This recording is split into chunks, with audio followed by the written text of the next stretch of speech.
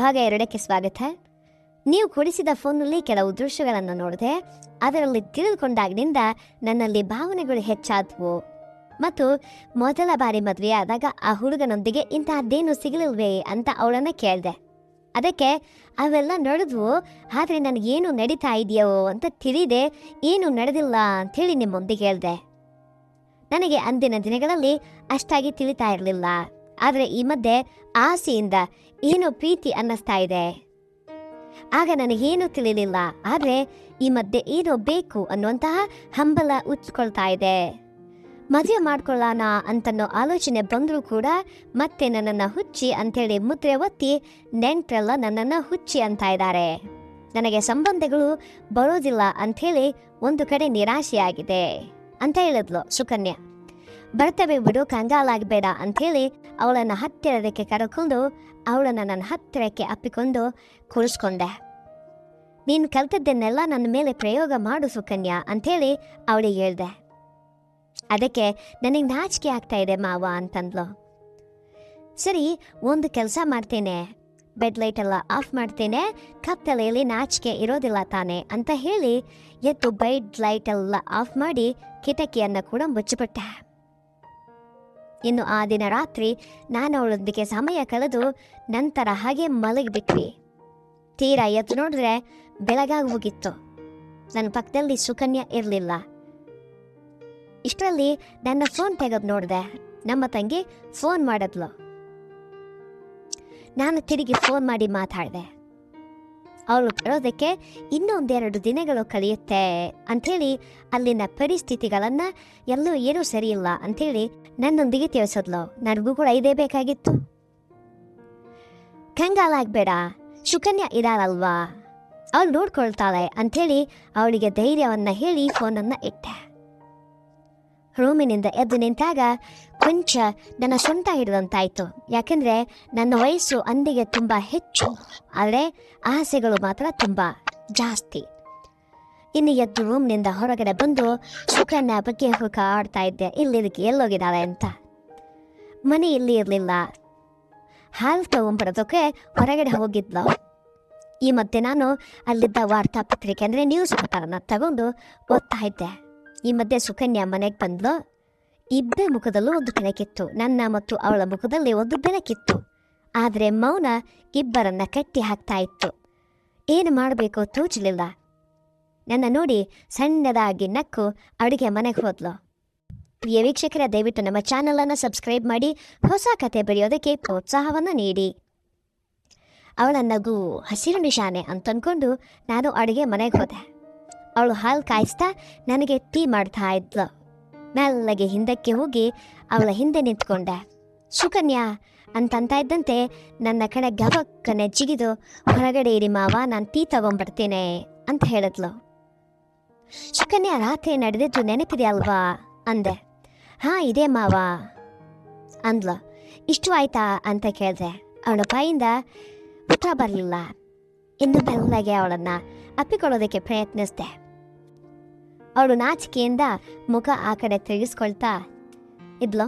ಏನೇ ಇತ್ತ ನೋಡು ಅಂತಂದೆ. ಅದಕ್ಕೆ ಅವಳು, ಹೋಗಿ ಮಾವ, ನೀವು ಬೆಳಗ್ಗೆ ಕೂಡಣ ಅಂತಂದ್ಲು. ಅದಕ್ಕೆ ಬೆಳಗ್ಗೆ ಆದರೆ ರಾತ್ರಿ ಆದರೆ ನಿನಗೆ ಇಷ್ಟ ಆಯ್ತಲ್ವಾ ಅಂತ ಕೇಳಿ ಸಮಾಧಾನವಾಗಿ ಹೌದು ಅಂದ್ಲು. ಆದರೆ ಅವಳು ಕೊಂಚ ದೂರ ಸರದ್ಲು. ತಕ್ಷಣ ಅವಳನ್ನು ಹತ್ತಿರ ಕೇಳಿಕೊಂಡೆ. ಅವಳು ಚೂರು ನಾಚಿಕೆ ಪಡ್ತಾ ಇದ್ದಾಳೆ. ದೇವರಾಣೆ ನಾಚಿಕೆ ಅಂಥೇಳಿ ಅವಳೊಂದಿಗೆ ಮಾತಾಡ್ತಾ ಇದ್ದೆ. ಏನು ಮಾವ, ಈ ವಯಸ್ಸಲ್ಲಿ ಕೂಡ ನಿಮಗೆ ಇಷ್ಟೊಂದು ಶಕ್ತಿ ಇದೆ, ಹೀಗಾದರೆ ಆಗ ಅತ್ತೆ ಪರಿಸ್ಥಿತಿ ಏನು ಅಂತ ನಕ್ಕಳು. ಇನ್ನು ನಾನು ಅವಳನ್ನು ಅಪ್ಪಿಕೊಂಡು ಒಂದೆರಡು ಮುತ್ತುಗಳನ್ನು ಇಡೋದಕ್ಕೆ ಪ್ರಯತ್ನಿಸಿದೆ. ಅವಳು ನಾಚಿಕೆಯಿಂದ ಏನನ್ನೂ ಮಾತನಾಡದೆ ದೂರ ಸರಿತಾನೇ ಇದ್ಲು. ಬಿಡಿ ಮಾವ ಅಂಥೇಳಿ ಬಿಡಿಸಿಕೊಂಡು ಹೊರಗೆ ಹೊರಟೋದ್ಲು. ಪ್ರಿಯ ವೀಕ್ಷಕರ, ಕತೆ ಇಷ್ಟ ಆಗ್ತಾ ಇದೆಯಾ? ಇಷ್ಟ ಆದರೆ ದಯವಿಟ್ಟು ಇಷ್ಟ ಆಗಿದೆ ಅಂತೇಳಿ ಕಮೆಂಟನ್ನು ಮಾಡಿ. ಇನ್ನು ಅವಳು ಬಿಡಿಸ್ಕೊಂಡು ಹೊರಟು ಹೋದ್ಲು. ನಾನು ಸ್ನಾನ ಮಾಡಿ ಬಾತ್ರೂಮಿಂದ ಹೊರಗಡೆ ಬಂದು ಪೇಪರ್ ಓದ್ತಾ ಕೂತ್ಕೊಂಡಿದ್ದೆ. ನನಗೆ ಟಿಫಿನನ್ನು ತಂದು ಕೊಟ್ಲು, ಟೀಯನ್ನು ಕೂಡ ಕೊಟ್ಲು. ನೀನು ಸ್ನಾನ ಮಾಡಲ್ವಾ ಅಂತ ಕೇಳಿದೆ. ನೀವು ತಿನ್ನಿ ಮಾವ, ನಾನು ಈ ಮಧ್ಯೆ ಸ್ನಾನ ಮಾಡ್ಕೊಂಡು ಬರ್ತೇನೆ ಅಂತ ಹೇಳಿದ್ಲು. ಅವಳು ಹೋಗ್ತಾ ಇರಬೇಕಾದ್ರೆ ಅವಳನ್ನು ಕರೆದು, ಸುಕನ್ಯಾ, ನಿನ್ನನ್ನು ನಾನು ಸೀರೆಯಲ್ಲಿ ನೋಡಬೇಕು ಅಂಥೇಳಿ ನನಗೆ ಅನ್ನಿಸ್ತಾ ಇದೆ, ನನಗೋಸ್ಕರ ಸೀರೆ ಉಟ್ಕೊಳ್ಳಲ್ವಾ ಅಂತ ಕೇಳಿದೆ. ಸೀರೆ ಉಟ್ಕೊಳ್ಬೋದು, ಆದರೆ ಅದಕ್ಕಿರುವ ಜಾಕೆಟ್ಗಳು ಕೊಂಚ ಟೈಟ್ ಆಗಿದ್ದಾವೆ, ಹಿಡಿತಾವೋ ಇಲ್ವೋ ಕೂಡ ತಿಳಿಯಲ್ಲ ಮಾವ ಅಂತಂದ್ಲು. ಅಯ್ಯೋ, ಏನೂ ಪರವಾಗಿಲ್ಲ, ಹಿಡಿದಿದ್ರೆ ಬರೀ ಸೀರೆ ಉಕ್ಕೋ, ಅಲಂಕಾರ ಮಾಡ್ಕೋ, ಸರಿನಾ ಅಂತ ಹೇಳಿದೆ. ನೋಡೋಣ ಮಾವ ಅಂಥೇಳಿ ಅವಳು ಹೊರಟು ಹೋದ್ಲು. ಅವಳು ಸ್ನಾನ ಮಾಡಿ ಬಂದಮೇಲೆ ಇನ್ನು ಇಬ್ಬರಿಗೂ ಕಾಲಕ್ಷೇಪ ಮಾಡೋಕ್ಕೆ ಏನೂ ಇಲ್ಲ, ಅಂದರೆ ಸಮಯ ವ್ಯರ್ಥ ಮಾಡೋದಕ್ಕೆ ಏನೂ ಇರಲಿಲ್ಲ. ಅವಳು ಮಲ್ಕೊಂಡ್ಲು. ನನಗೂ ಕೂಡ ಏನೂ ತೋಚ್ತಾ ಇಲ್ಲ. ಮಧ್ಯಾಹ್ನ ದಾಟಿತು. ಸಹಜವಾಗಿ ನಮ್ಮ ಮನೇಲಿ ಮಧ್ಯಾಹ್ನ ಎಲ್ಲರೂ ಮಲ್ಕೊಳ್ತೇವೆ. ಅವಳು ಕೂಡ ಅದೇ ಉದ್ದೇಶದಿಂದ ಮಲ್ಕೊಂಡ್ಲು, ನಿದ್ರಿಸಿದ್ಲು. ನಾನು ಕೂಡ ಅವಳ ಪಕ್ಕದಲ್ಲಿ ಹೋಗಿ ಮಂಚದ ಮೇಲೆ ಮಲ್ಕೊಂಡೆ. ಅವಳಿಂದ ಯಾವುದೇ ಕದಲಿಕೆ ಇರಲಿಲ್ಲ. ಅವಳ ಮುಖ ಈಗ ನನಗೆ ಎದುರಾಗಿದೆ, ಅಂದರೆ ಎದುರು ಬದುರು ಮುಖ ಮಾಡ್ಕೊಂಡು ಮಲಗಿತೀವಿ. ಮೊದಲನೇ ರೂಮ್ ತುಂಬ ಕತ್ತಲೆಯಾಗಿತ್ತು. ಬೆಳಗ್ಗೆ ಕೂಡ ನಮಗೆ ಬೆಳಕು ಬರೋದಿಲ್ಲ, ಲೈಟ್ ಖಂಡಿತವಾಗಿಯೂ ಹಾಕ್ಕೊಳ್ಳೇಬೇಕು, ಸ್ವಲ್ಪ ಕತ್ಲು ಮನೆ. ಅವಳು ಎದ್ದಿದ್ರೆ ಚೆನ್ನಾಗಿರ್ತಾ ಇತ್ತು ಅಂತ ಅನಿಸ್ತು. ಅವಳಿಗೆ ನಿದ್ರೆಯಿಂದ ಎಚ್ಚರಾಗಿದ್ದರೆ ಚೆನ್ನಾಗಿರ್ತಾ ಇತ್ತು, ಸ್ವಲ್ಪ ಮಜಾ ಮಾಡ್ಬೋದಾಗಿತ್ತು ಅಂತ ಕಾಯ್ತಾ ಇದ್ದೆ. ಇಷ್ಟರಲ್ಲಿ ಅವಳು ಆ ಕಡೆ ತಿರುಗಿ ಮಲ್ಕೊಂಡ್ಬಿಟ್ಲು. ನಾನು ಅವಳ ಮೇಲೆ ಕೈಗಳನ್ನು ಹಾಕಿ ಹತ್ತಿರಕ್ಕೆ ಎಳೆದುಕೊಂಡೆ. ಅವಳು ಮಲ್ಕೊಂಡ್ರೆ ಮೊಂಡು ನಿದ್ರೆ. ಅವಳಮ್ಮ ಯಾವಾಗಲೂ ನನ್ನ ಮುಂದೆ ಬೈತಾ ಇದ್ಲು. ಕುಂಭಕರ್ಣನ ನಿದ್ರೆ ಅಂತ ಇರ್ತಾ ಇತ್ತು ಅವಳ ನಿದ್ರೆ. ನಿದ್ದೆಯಿಂದ ಹೇಳೋದೇ ಇಲ್ಲ. ಇನ್ನು ನಾನೇ ಸ್ವಲ್ಪ ಏನಾದರೂ ಮಾಡಿ ಎದ್ದಿಸ್ಬೇಕು ಅಂಥೇಳಿ ನನ್ನ ಕೈಗಳನ್ನು ಗಟ್ಟಿಯಾಗಿ ಅವಳ ಮೇಲೆ ಹಾಕಿ ಅವಳನ್ನು ಹಿಂದಿನಿಂದ ಹಿಡಿದುಕೊಂಡೆ. ತುಂಬ ಹಾಯಾಗಿ ಅನ್ನಿಸ್ತು ನನಗೆ. ಅವಳು ಈಗ ಕೊಂಚ ಕದಲಿದ್ಲು. ನನ್ನ ಪಯಣ ಮತ್ತೆ ಶುರು ಮಾಡಿದೆ.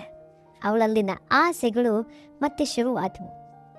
ಅದು ತಿಳಿದುಕೊಂಡು ಅವಳನ್ನ ನನ್ನ ಕಡೆಗೆ ತಿರುಗಿಸ್ಕೊಂಡೆ. ಅವಳ ಕಣ್ಣುಗಳನ್ನು ಮುಚ್ಚಿಕೊಂಡು ಹಾಗೇನೆ ಇದ್ಲು. ಈಗ ಇಬ್ಬರು ಮುಖಾಮುಖಿಯಾಗಿ ಇದ್ವಿ, ಅಂದರೆ ಎದುರು ಪದರು ನೋಡ್ಕೊಂಡು ಮಲಗಿದ್ವಿ. ಮಂಚದ ಮೇಲೆ ಯಾರೂ ಇರಲಿಲ್ಲ ಮನೆಯಲ್ಲಿ, ಕತ್ಲು. ಹಾಗಾದರೂ ಕೂಡ ನಿದ್ರೆಯಿಂದ ಎದ್ದೇಳ್ತಾ ಇಲ್ಲ. ಇನ್ನು ನಾನು ಪ್ರೀತಿಯ ಸರಸ ಮಾಡೋಣ ಅಂತ ಅಂದ್ಕೊಂಡು ಅವಳ ಕೆನ್ನೆಗಳ ಮೇಲೆ ಕೈಯನ್ನು ಇಡ್ತಾ ಇದ್ದೆ. ಅವಳಲ್ಲಿ ಏನೋ ಕದಲಿಕೆ ಶುರುವಾಯಿತು. ಮೆಲ್ಲಗೆ ಕಣ್ಣುಗಳನ್ನು ತೆರೆದ್ಲು. ಮಾವ ಅಂಥೇಳಿ ನನ್ನನ್ನು ನಗುತ್ತಾ ನೋಡಿದ್ಲು. ನಾನು ಕೂಡ ಸಣ್ಣ ನಗುವನ್ನು ಬೀರಿ ಅವಳನ್ನು ನೋಡಿದೆ. ತಕ್ಷಣ ಅವಳ ರೂಪವನ್ನು ನೋಡಿಕೊಂಡು, ಮಾವ, ಈ ಹೂವನ್ನು ಪೂಜೆಗೆ ನೀನು ಹೇಗಾದರೂ ಬಳಸ್ಕೊಳ್ಬೋದು, ಅಂದರೆ ಅವಳನ್ನು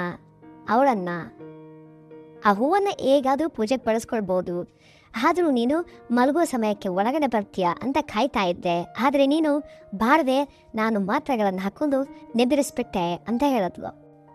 ಹೌದಾ ಸುಕನ್ಯಾ, ನಾನು ಕೂಡ ನಿನಗಾಗಿ ಕಾಯ್ತಾ ಈ ತುಂಟ ಕೆಲಸಗಳನ್ನು ಎಲ್ಲ ಮಾಡಿದೆ ಅಂಥೇಳಿ ಅವಳನ್ನು ನನ್ನ ಕಡೆಗೆ ತಿರುಗಿಸ್ಕೊಂಡೆ. ಅವಳು ಕೂಡ ಸಹಕರಿಸ್ತಾ ಇದ್ದಾಳೆ. ತುಂಬ ಚೆನ್ನಾಗಿ ಸೀರಿಯಲ್ ಕಾಣಿಸ್ತಾ ಇದ್ದಾಳೆ. ತುಂಬ ತುಂಬ ಕಾಣಿಸ್ತಾ ಇದೆಯಾ ಸುಕನ್ಯಾ ಅಂತ ಹೇಳ್ತಾ ಇದ್ದಾಗೆ ಅವಳು ಖುಷಿ ಪಟ್ಲು. ಸೀರೆಯಲ್ಲಿ ಚೆನ್ನಾಗಿದ್ದೀನಿ ಅಲ್ವಾ ಅಂದ್ಲು. ನಿನಗೆ ನಾನಂದರೆ ತುಂಬ ಇಷ್ಟ ಅಲ್ವಾ ಸುಕನ್ಯಾ ಅಂತ ಕೇಳಿದೆ. ಸೊಸೆ ಯಾರಿಗಾದ್ರೂ ಮಾವ ಅಂದರೆ ಇಷ್ಟವಿಲ್ಲದೆ ಇರುತ್ತಾ ಅನ್ನತಾ ನನ್ನ ನಾಪ್ಕೊಂಡ್ಲ. ನನಗೆ ಮೈಯೆಲ್ಲ ಏನೋ ಒಂದು ಹೊಸ ಉತ್ಸಾಹ ಉಂಟಾಯಿತು. ಸರಿಸುಮಾರು ಅರ್ಧ ಗಂಟೆಯ ನಂತರ ಧಳಿದು ಅವಳ ಮೇಲೆ ಮಾಲ್ಕೊಂಡ್ಬಿಟ್ಟೆ. ಅವಳು ನನ್ನನ್ನು ಹಾಗೆ ನೋಡ್ತಾ ಇದ್ದಾಳೆ. ನಾನು ಕೂಡ ಅವಳ ಮುಖದಲ್ಲಿ ಆನಂದವನ್ನು ನೋಡಿದೆ. ಇಬ್ಬರು ಕೊಂಚ ಹೊತ್ತು ನಕ್ವಿ. ಇಷ್ಟವಾಯ್ತಾ ಮಾವ ಅಂಥೇಳಿ ನನ್ನ ಕಣ್ಣುಗಳೊಳಗೆ ನೋಡುತ್ತಾ ಕೇಳಿದ್ಲು. ನಾನು ಸಂತೋಷವಾಗಿದ್ದೇನೆ ಅಂಥೇಳಿ ಅವಳೊಂದಿಗೆ ಅಂದೆ. ಮತ್ತೆ ನಿನ್ನ ಪರಿಸ್ಥಿತಿ ಕೇಳಿದೆ, ತುಂಬ ಸಂತೋಷವಾಗಿದೆ, ಎಲ್ಲಿಯೂ ಇಲ್ಲದಷ್ಟು ಹಾಯಾಗಿ ಅನ್ನಿಸ್ತಾ ಇದೆ ಅಂತ ಹೇಳಿದ್ಲು.